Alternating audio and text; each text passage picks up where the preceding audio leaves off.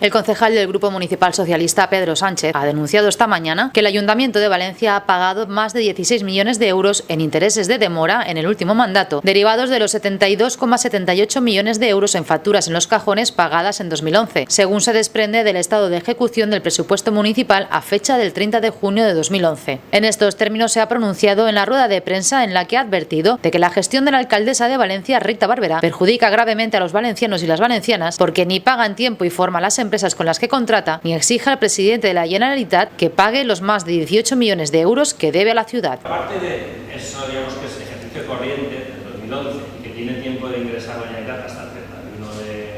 hasta el último día de diciembre, de años anteriores hay una deuda viva de la Generalitat con el Ayuntamiento de 18,58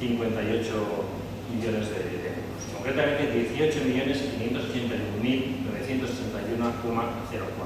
El Partido Popular del Ayuntamiento de Valencia, solo durante 2011, ha pagado, a través de lo que se llaman los expedientes de reconocimiento extrajudicial de obligaciones, es decir, las facturas en los cajones,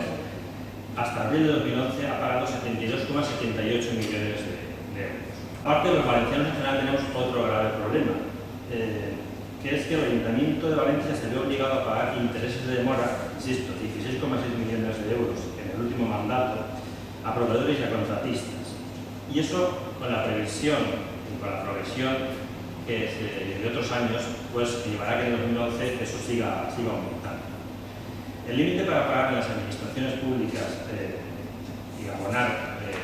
intereses de demora ha ido rebajándose desde los 60 días de hace unos años a los 30 días del 2011, perdón, a los 50 días del 2011, no los 55 días que dice el concejal Silvestre Sené.